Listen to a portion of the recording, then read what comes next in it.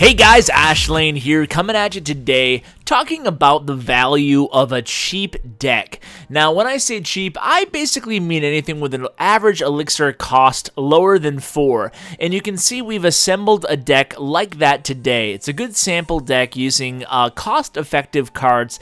The idea here is to get value out of cards like the Goblin Barrel, and also the Fireball instead of the arrows, so it's a little bit more expensive, but also it can take down those pesky barbarians in case we face them because they're so popular in the game.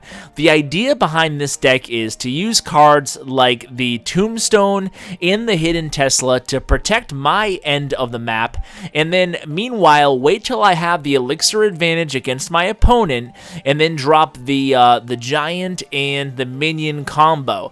Now, the Tesla is an important card here because you can center it right in the middle of your map defensively, and therefore it can attract enemies from each lane. It's a really important pro to the Tesla card that not a lot of people are talking about. So keep that in mind. The idea here is to eventually pull off that giant minion combo. A giant minion combo is actually stronger than a lot of people think. So let's go ahead and do a sample battle with this deck. I put out two 20-minute episodes back to back here, so we'll keep this one a little bit shorter.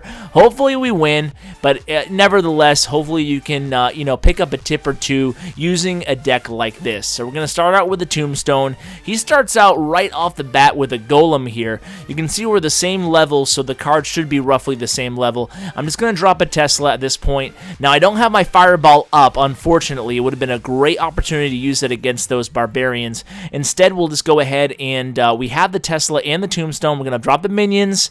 He has arrows up. That helps him out, but you can see the Golem's pretty much nullified at this point, and I'm left with the Goblin Hut left standing, which is good for me, obviously.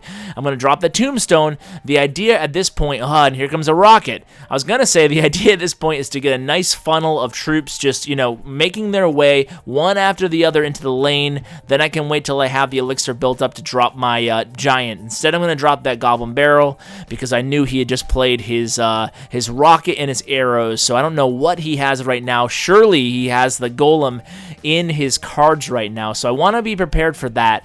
He also has a Prince, but a Prince against a Tombstone, not that much to worry about. We don't have anything to worry about with this Prince and Wizard here. I'm just going to drop that Tesla. Again, protect my land, protect my home front here with the Tesla and the Tombstone, and I'm going to go ahead and drop this combo here.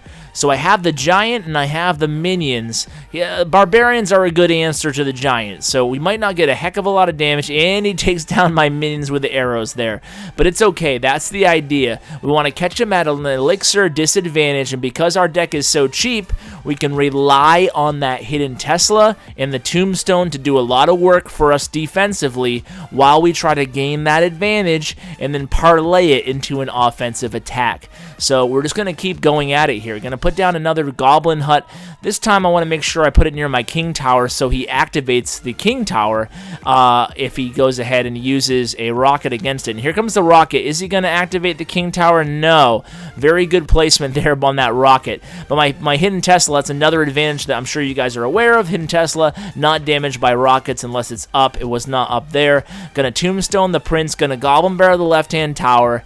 At this point, things are getting a little bit fast here. And that's the beauty. When it goes into double elixir, that's where a deck like this, a cheap deck, really shines. I'm going to Fireball, and look at how much value I just got out of that Fireball. Took out the Minion Horde and the Barbarians. Now I have a huge elixir advantage. Now he drops the rocket.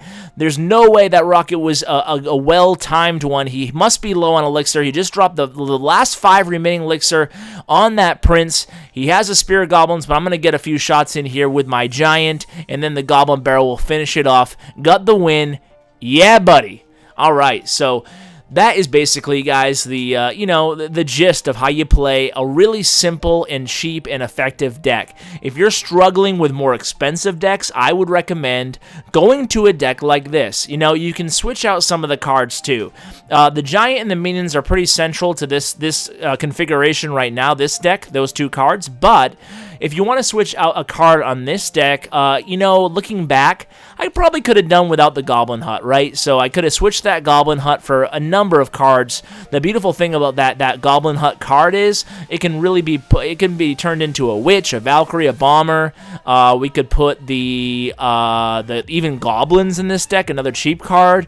We could try the Mini P.E.K.K.A, the Musketeer, a Baby Dragon. Anything with a 4 elixir cost or lower would be great in that spot. So guys, just wanted to give you an idea of how to play a value deck like this. I hope you try it out. I hope it works for you. Let me know how it goes if you do try it out in the comments below. And thanks so much for watching, guys. Take care. Have a great day. We don't play for fame, we don't play for cash. We just play for the glory and the clash of the ash.